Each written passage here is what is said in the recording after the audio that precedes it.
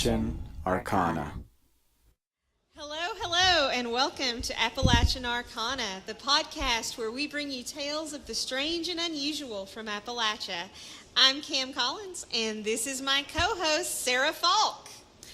Hi, everyone. I'm Sarah.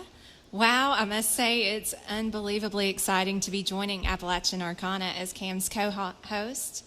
And I've got a confession. This is my first live recorded podcast ever, guys, ever. This is live. This is the real deal. Oh, my. You're going to be fine. It's going to be just fine. Deep breaths, exercises. Lovely audience here at Elder Brew. If you see that I'm a little bit shiny, I'm rolled in cedarwood oil, which is supposed to be grounding and calming. I don't think it's worked, girl.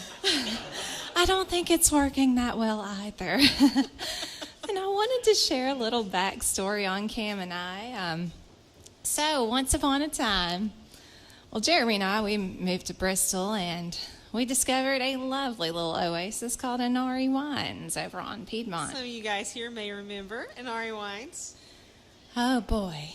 So here we are. We are in there taking on a delicious wine tasting. They did those on Saturdays, and they featured some artisanal cheeses and meats and crackers. Oh, my. So went to those tastings. They did a beer one on Fridays. I walked up to the counter to speak to dear Tanya, and I saw a business card laying right there on the countertop. Did it have a cat on it? It had the most beautiful lime green cat on it, Cam. For a Camellia Digital agency.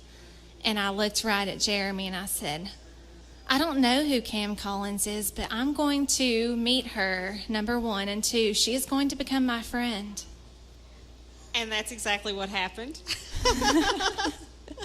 And we did, in fact. We met downtown and frequent a lot of amazing, it's astounding to me how much our downtown has grown and flourished. Oh, yeah. In the last, 8 years or so? Yes, about 8 years. Shh, don't tell anyone. It's been that long. No. Secret's safe with me and our faithful followers. Yeah, things have grown quite a bit, and we met there in those first Saturday afternoon wine tastings. That's exactly right. And it's been an adventure ever since. And yes, a love for cats brought us together. A shared love of cats. So it's been a few months since we published our last episode of Appalachian Arcana. And for those listeners who may not know, which I think is absolutely no one here tonight, a little explanation might be in order. My husband and original co-host, Ben Collins, passed away unexpectedly in May. And it took a little time for me to regroup and decide whether or not to go forward with the podcast at all. But happily, one of my best friends, Miss Sarah here, stepped up to the plate and said she would love to be my new co-host. And so here we are tonight, and we're excited to get rolling this fall with some new episodes. Absolutely. And thank you all so much for joining us tonight at another one of our favorite downtown spots, Elder Brew. Michael, thank you so much for having us this evening. Michael. And another confession here, Cam. It's all about confessions with my first podcast. I've been hooked on Appalachian Arcana ever since you introduced it to me. Aw, thank you. Girl, and I'll tell you a little backstory. Grew up right down the road a few miles in good old Kingsport, the Colonial Heights area of Kingsport, to be more precise. And Appalachian folklore took on a huge role in my formative years. I grew up on it, very vividly remember sitting by a campfire, sharing these stories with family and friends, reading those spooky stories by flashlight under the bed covers at night when I was supposed to be sleeping. Didn't we all? Exactly. The true enthusiasts. And we even read these stories in the classroom. And the story we're bringing this evening, The Bell Witch, I can look at my childhood now and look at, there's exposure to Bell Witch and post-exposure. How old were you? I was, oh boy, I was young, Cam. I personally, I don't remember, but it's, it's definitely a story that, I've heard for a long time. Yes, it has been ingrained in my mind. And in childhood, I'm thinking, we had nap time. We need that more now. We need nap time more now as adults, I feel. But they had these, like, sheetrock texture mats. They were red on one side and blue on the other for nap time during school. I was like, how on earth did I sleep on this thing when I was younger? Well, before being exposed to the Bell Witch, it was easy. And had a little bit more less joint issues. And then I was spooked. Just the sheer terror of this Appalachian legend. Well, I think you just gave away our topic before we properly introduced it. I did. A first-time podcaster's error. Shame on me. So, tonight we're talking about the Bell Witch. Which is certainly Tennessee's best-known ghost story, and one of the best-known probably in the United States. It truly is.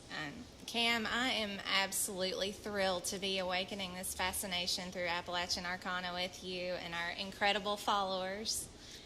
Well, we should just get into it then, I think. Let's do it. Ready for some tales of the strange, unusual, including, you'll see soon, investigations into true crime. But tonight it's a ghost story. The Bell Witch. So, let's dig a little bit into the Bell family origins. Got to get a little backstory on the family. It's been afflicted by this terrible ghost. Yeah, they are... the Bells were not natives to Tennessee. They actually moved to a farm in a town called Red River in the winter of 1804-1805 from North Carolina. From North Carolina, hot-footing it to Tennessee, Robertson County. This particular Red River community, it's now presently known as Adams, Tennessee, but it's like an hour or so from Nashville, I think. Yes, about an hour northwest of Nashville. And this particular time period, the early 1800s, for Tri-Cities natives, the state of Franklin had been dissolved by this point. Tennessee had been admitted to the Union in 1796, and conflict was pretty ripe due to natives being forced off their lands during this time. It was a pretty tense time. Yeah, and the Bell family, patriarch was John Bell, born in 1750 in North Carolina. He married his wife Lucy Williams in 1782. So they moved to Tennessee, and John Bell becomes an elder of Red River Baptist Church. But by the time the haunting began, old John Bell had been excommunicated from the church over basically shady business dealings. Oh, yes, he had been indeed. There were, actually, it sounds to me like old John Bell had more skeletons in his closet than he'd like to admit. Yeah, that's definitely the impression I get. The Bell Witch is often referred to as Old Kate, and that comes from a neighbor woman who everyone thought was a witch, Kate Batts, who she said she cursed him. She threatened him. Said I curse you, blah blah. And now whether that's true or not is debatable, but it was over one of these shady business dealings. Apparently, he bought part of her family's land and didn't give her a fair deal. So, yeah, the man had some skeletons in his closet. He certainly did, Cam, and it looks like he wanted to write a note for some extra help for the land. Yeah. For an extra, at this time, he was looking to say, I believe her husband had an accident. Old Yeah, Kate had Batts, died. Yeah. and unable, before his demise, unable to tend to the land. So, But one of the things that's really interesting that that I think is a common misconception, and I certainly thought as we were reaching this, the researching we learned, however, is that during this time, I don't think Kate Batts was actually dead. She was still alive. It's not that he was not haunted by the ghost of Kate Batts. yes, She was alive. This spirit very much was alive. supposedly some sort of spirit conjured by her to torment him, but that is probably not the case. Yeah. We're a little conflicted on that because there's so many origins as to how this... There are a lot of different origin theories. stories. There are indeed. And one of the primary sources that we've read is The Bell Witch, An American Haunting by Brent Monahan. Excellent. This is an excellent book. It is supposedly based on testimony from Richard Powell, who was the husband of Betsy Bell, who we'll talk about. Betsy Bell was one of the two primary family members tormented by the spirit. And the two, the spirit kind of tormented a few family members, but primarily it was John Bell, the patriarch, and his daughter Betsy. Poor And Betsy. this book is supposedly based on a family document written by her husband. So it's pretty fascinating, well written, or well edited rather. But what does it say? Is it in the back or the front? You usually you come to a book and you see this. This book is a work of fiction. Any resemblance to actual persons or events are completely coincidental and all that. No, it's like, no, this is absolutely true. This is 100% intentional. So, yeah, that was a pretty interesting little disclaimer. It really was. Yeah. Oh, poor Betsy Bell. If we're in a room drawing straws, she definitely got the short straw when it came to the wrath of the Bell Witch. Yeah. And so the way it all started out was this Kate Batts woman and the Bells were in church one day. And Kate Batts was sort of getting a little over enthusiastic in trying to help a sinner.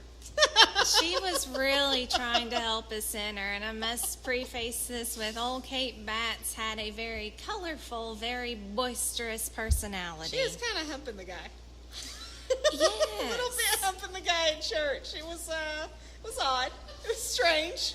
A little bit weird. Riding skirts, trying to cast the demons, or she was trying to bring him closer to God with this That's act. what she said. But the poor man said he couldn't breathe, so there's that. Yes, he was felt as if he was being suffocated. It was a very, very horrifying event in the middle of a revival, mind you, in the middle of a revival. So it sounds like some of the trouble brewed up in between old John Bell and at the time she had sued him over this land deal, and I think she won. Mm-hmm. And so they were kind of, arguing about it in church. He's trying to get her to leave this poor man alone. Oh, yes. They start arguing about it, and at that point, she said that she, would curse him and his That was exactly. curse him and his family. Mm-hmm. Because he just decided that he was going to walk up to her and say, what on earth is going on, and let this poor man breathe, and your behavior and your demeanor is not really that Christ-like. So that was that. And boy, we're stirring up the wrath of old Kate Batts or the Bell Witch. We're going to find out. We're going to get to the root of this. So John, our good old John Bell. They, true to 1800s living, they had a small, well, actually, he did not have a small farm at all. He had a pretty large swath of land. He had about 300 some acres that he was actively working. That's kind of debatable, 300, 1,000. In other words, he had himself a ton of land. And so he raised livestock for food. He raised some crops, and They owned slaves. they did. Yeah, they were bad. They owned slaves. Very bad. And then he was walking through, was it the cornfields? I believe it was the cornfields. He saw, just seemingly appearing out of nowhere, a strange looking animal, something just absolutely bizarre. A chimera of sorts. A chimera of sorts, absolutely. I think it was like half dog and half rabbit or something was how I described it. It was. I'm thinking it may have been a rabbit head on a dog body. On a dog body. Other way would be too top heavy. And that would look really, really weird, but we know our old Kate Batts, we wouldn't put that past her to maybe switch things up a little bit and have it that way. Because she did do things her way.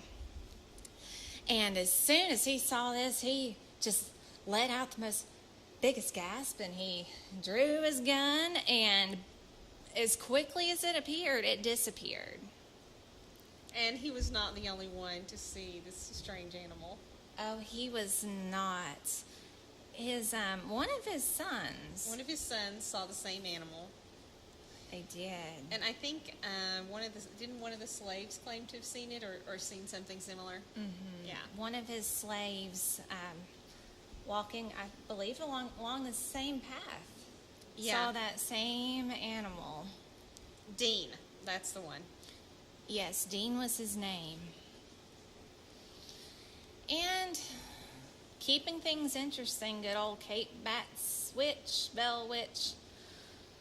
She got tired of playing with animals, guys, and she just up and threw a human in the mix for just the fun of it. Well, I think she started out, the family started to hear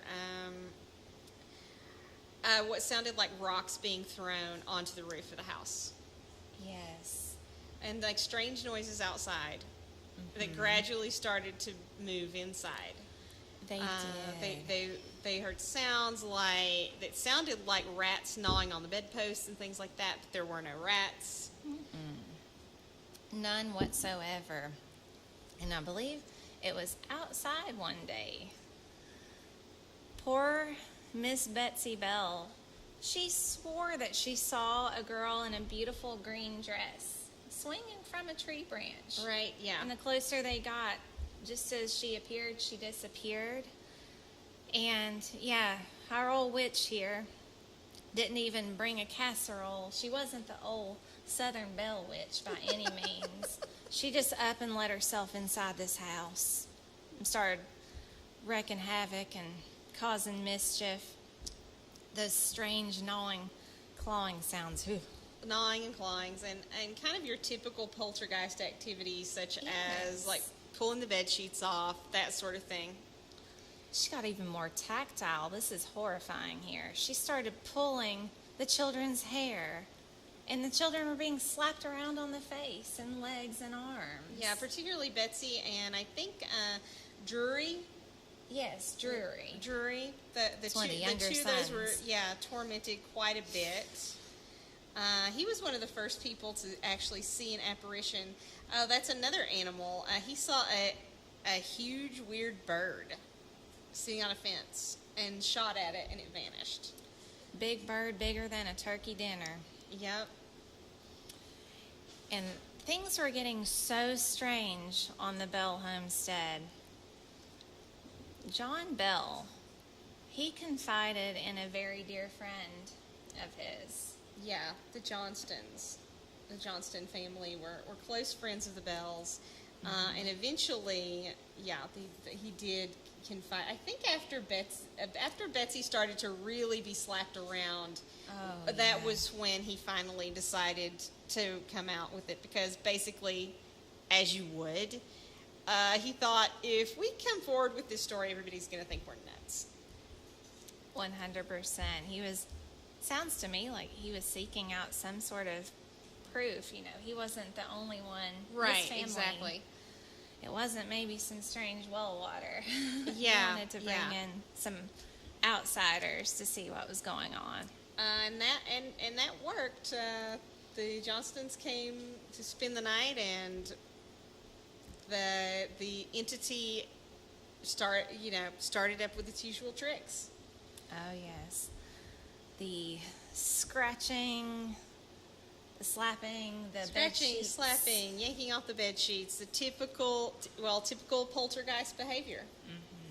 I don't have it in my notes, but do you have it in yours? When it actually started to speak? Let's see here. I'm coming through my notes. And that's actually one of the things that really distinguishes the Bell Witch haunting from a lot of hauntings. It's pretty obvious from what we've said so far with the rappings and the bangings and the pulling of the sheets that it's, at first, pretty standard poltergeist type activity. Oh, yeah. If you're familiar with that sort of haunting. But then it starts to speak. And that was And it speaks a lot. very It opinionated. has quite a bit to say. And I do have a note for that, Cam. It was in my notes between 1818 and 1819. She gained her voice. Gained her voice. Mm-hmm. Yeah. Or voices. Voices, yes. Let's change that to plural because she really liked to. The spirit could speak. Often sounded like a woman. Sometimes had a rough, coarse voice, which I think they refer to as black dog. Sometimes it sounded like a young boy. Another time it had a feminine voice, but very dry and logical, that they referred to as the mathematician. So yeah, the thing could speak in a number of different sort of accents and tones that they learned to identify over the course of time. Oh yes, wow. I mean, just think of all the money he can make on his haunted house. I'm sure they do, and eventually did on the cave, on the property, the Bell Witch Cave.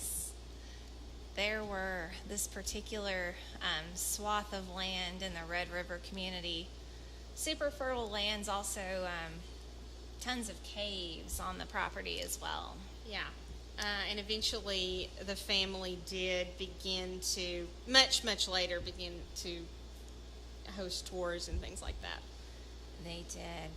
And then moving into about the 1818, 1819 period.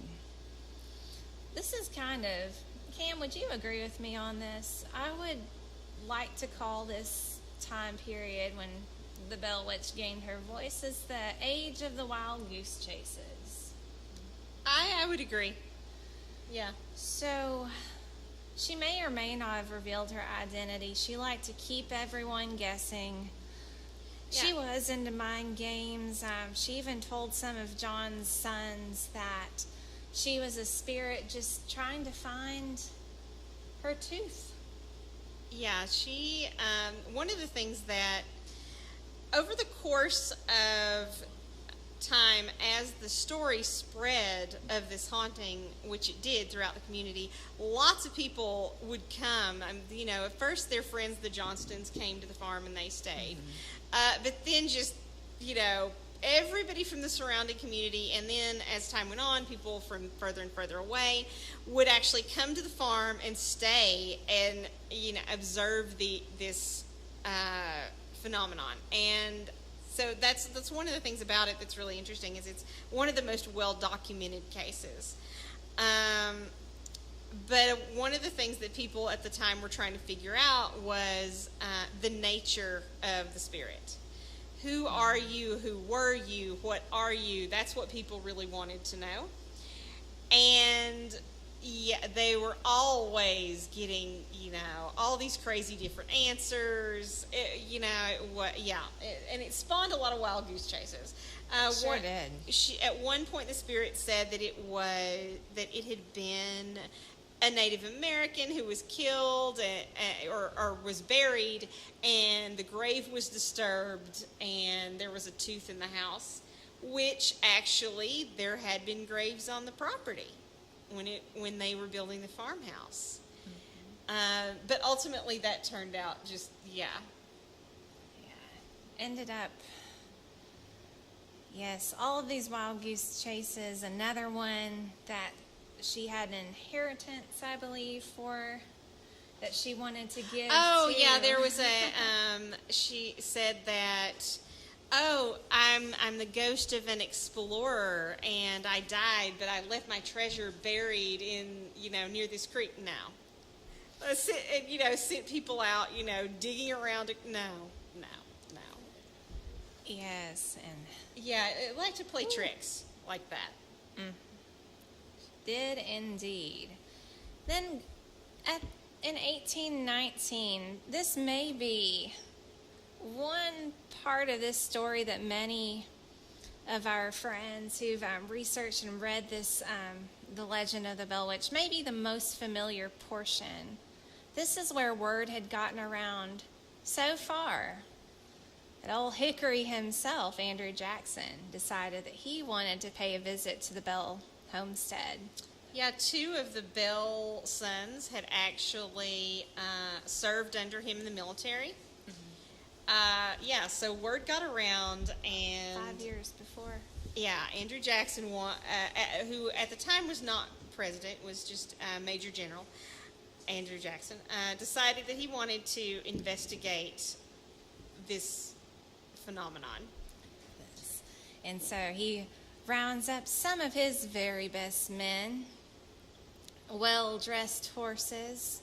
Got an image in my mind of these well-dressed horses just riding down to the Bell homestead. And they have a wagon, and then there are people riding their horses behind the wagon down the road toward the Bell farm.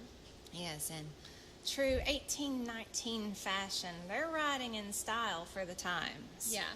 Something very, very peculiar and terrifying happens on their way to, was it when they got onto the property? Or approaching the property? They were approaching the property, and I believe somebody said something basically doubting that, the tales. Mm-hmm. And the wagon just stopped. Abruptly. Could not get the wheels to turn one more inch. And there were how many? 3 or 4 horses pulling this wagon, and it just won't move. Will not budge an inch. And yes, I firmly believe from the tricks that the Bell Witch has been playing, her clairvoyant nature, and it's really interesting too, because the Andrew Jackson gets down and has everybody inspect the wagon, and they're like lifting up the wheels and inspecting the wheels. They're not stuck. There's no mud. They just won't no explanation. move. And finally, someone says it must be the Bell Witch. Mm-hmm. And the entity speaks and said, it basically is like, "Yep, it's me. I'll talk to you later tonight." And then the wagon starts to roll again. Ooh. I wonder if some gentlemen had to change their pants after that episode. Probably. I hope we brought extra pants, Probably gentlemen. So. And so Andrew Jackson and his men are warmly welcomed by the Bell family. And, you've got that one person in the group.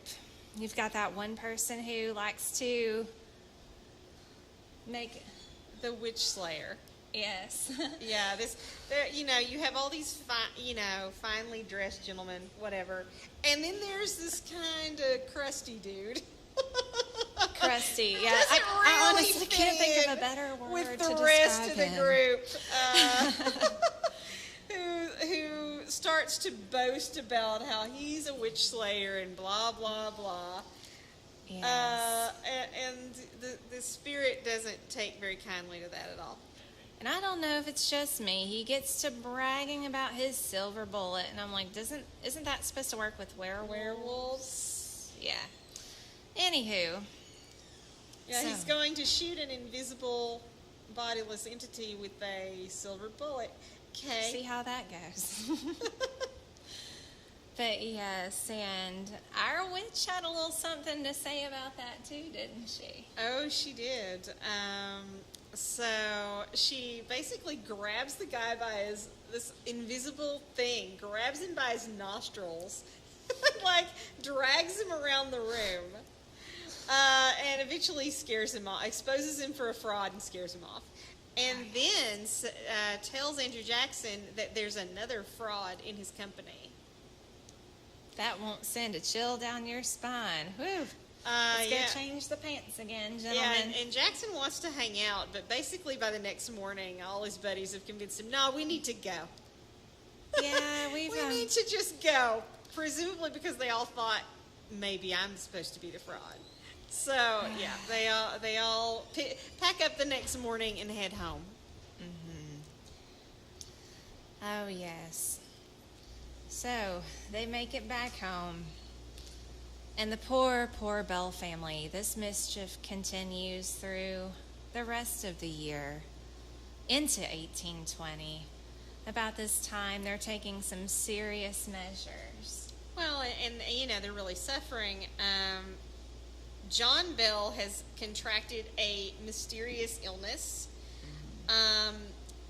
whose symptoms sound similar to what we would know today as Bell's palsy, but he's, having a lot of weird neurological stuff going on. His tongue is swelling, and he can't talk, and he can't eat, and, he just, develops this illness and continues to worsen over time, while his daughter Betsy, who's the primary target of the attacks of the entity, starts to have what they refer to as fits, which kind of sound like seizures.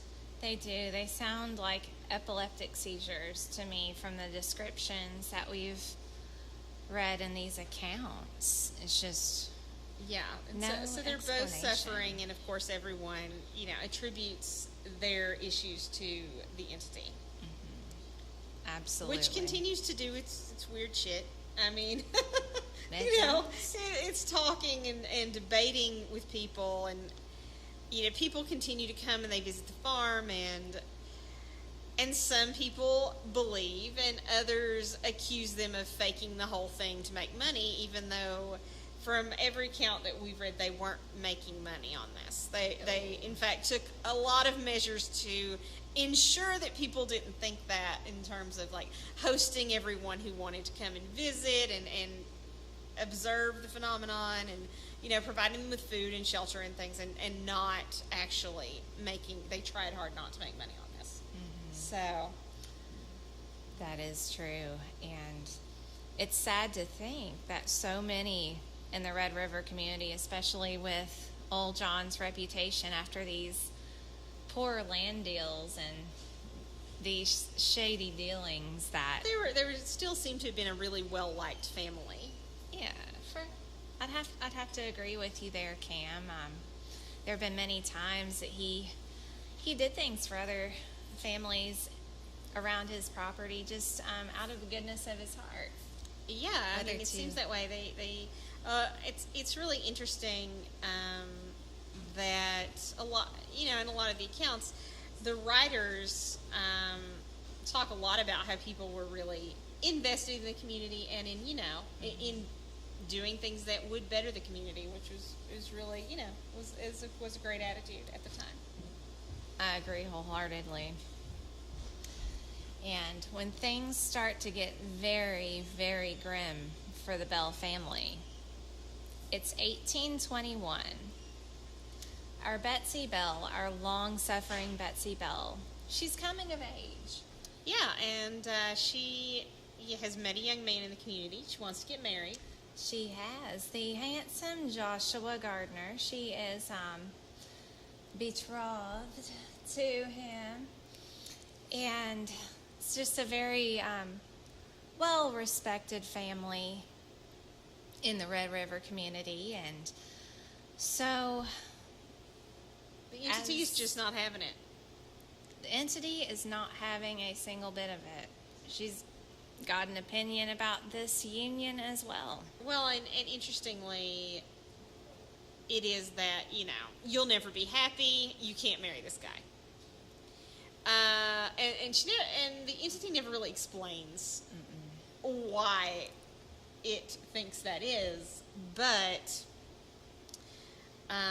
yeah, it's pretty insistent that she not marry this guy, and so everything's not really official for a while, but everybody kind of knows that's where things are going, and yeah, the spirit opposes this match.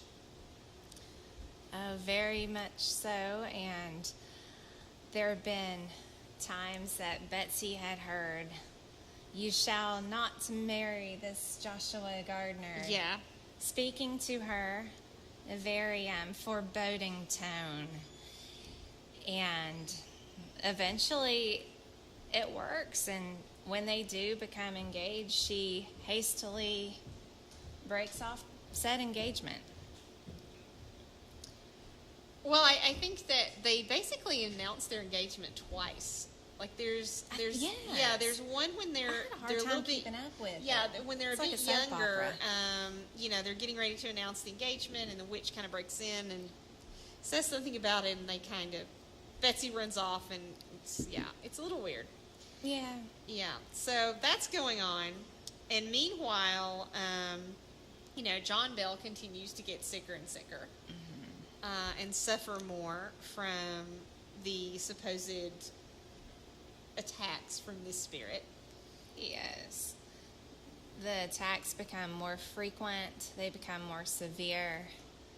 He's bedridden the last couple of months. Last couple of months of his life. And so no one's ever really able to sufficiently explain what's going on. But Yes, the trusty family physician was even baffled himself. yeah, was baffled. And of course, back then they didn't know, a lot of what we know now about neurological disorders. But then, of course, they have, this spirit that's taunting people and, continue to just wreak havoc. And notably, has begun to actually threaten John Bell's life. Yes, actively threatening his life. So when eventually when somebody gets the spirit to admit its purpose, asks it about its purpose, what are you trying to do? And it just comes out and says, I'm going to kill John Bell. I'm not going to leave until he's dead. And then over the course of, and after that, his health continues to deteriorate.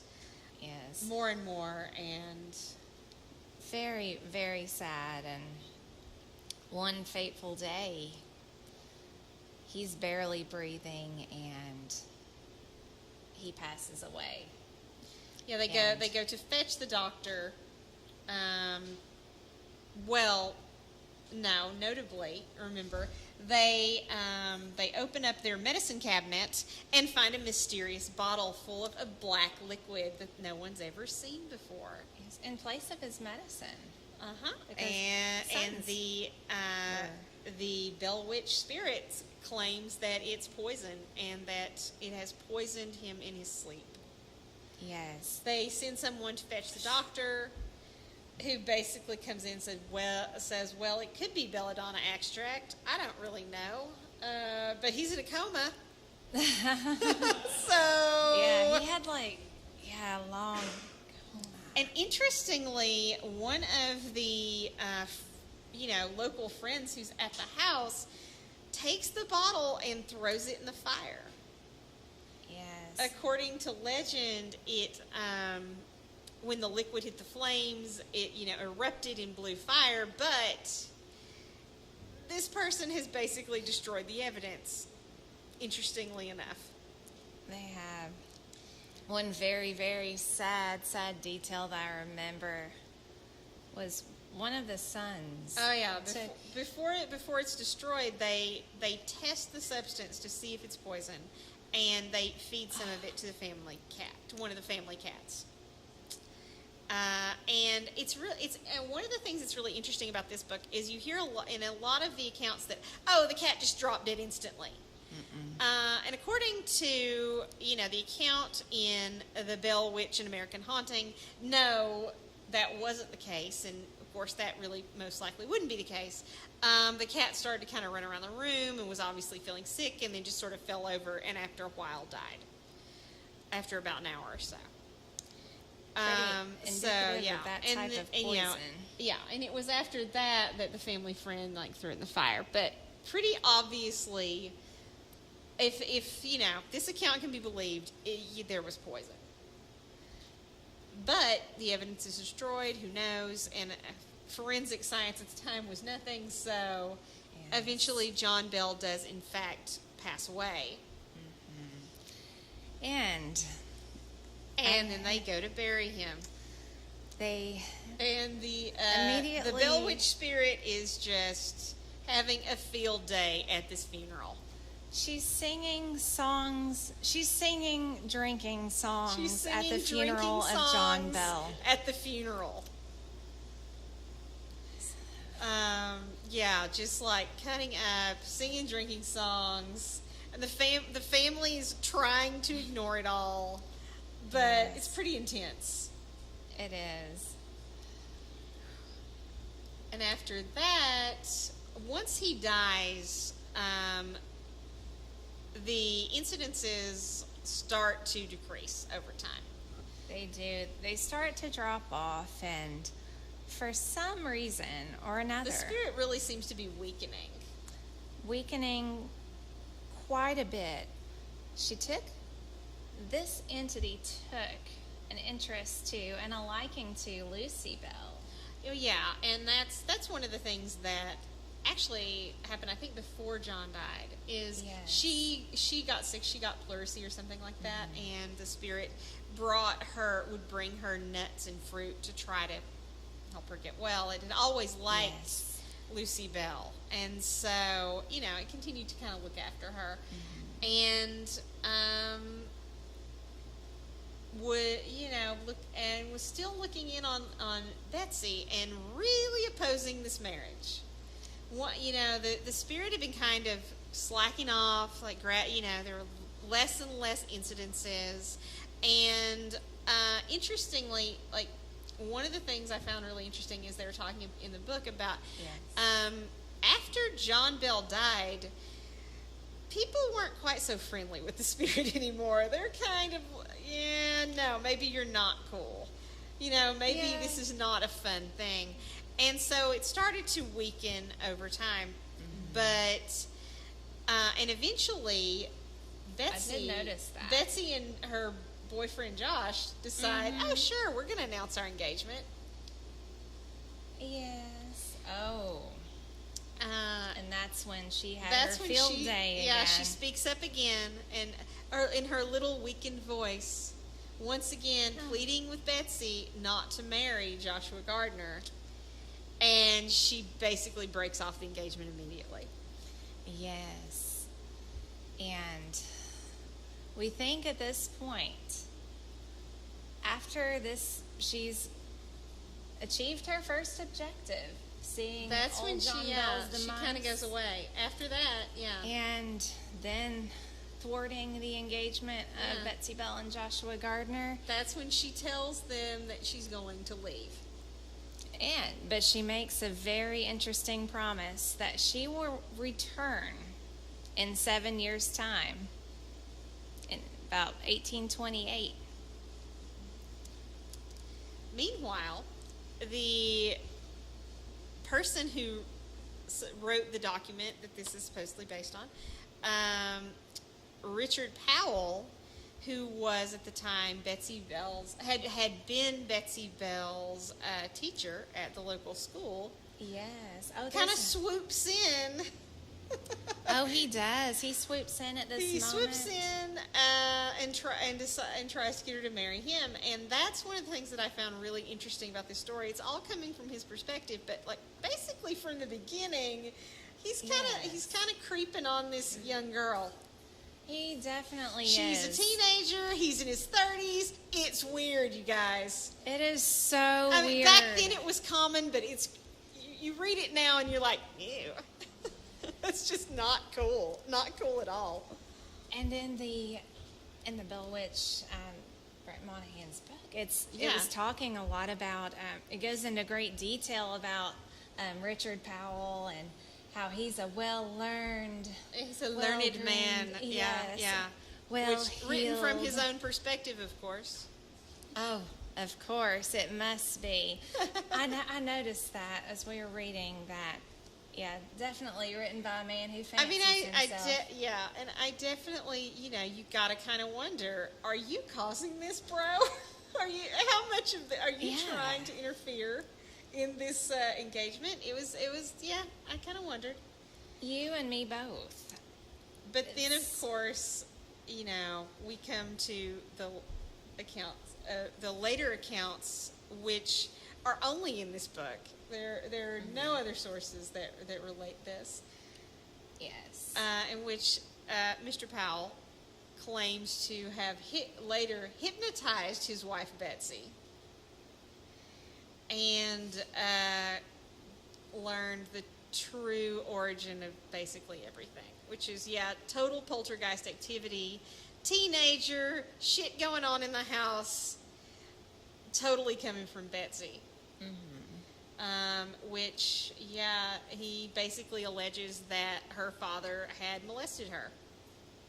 It's just a very Which is harrowing very account. sad. It's really creepy, but if you remember anything, if you know anything about the satanic panic of back in the 80s, testimony obtained under hypnosis, not so reliable, actually. Not at all. So there's that. Oh yeah. Well, then this is the only source in which you will actually find that weird theory. That was reading the last. The last chapter or so is just like 10 ew. pages. It just it made my hair stand up on end, made my stomach turn. Yeah, quite a it's bit. like, wow, dude. Ew. Oh. So there was Just that. very sad. But very- I mean, again, it is a pretty. Other than the speaking, it's a pretty calm. A lot of this is just garden variety poltergeist activity. I like that garden variety poltergeist activity. Can we use that very often?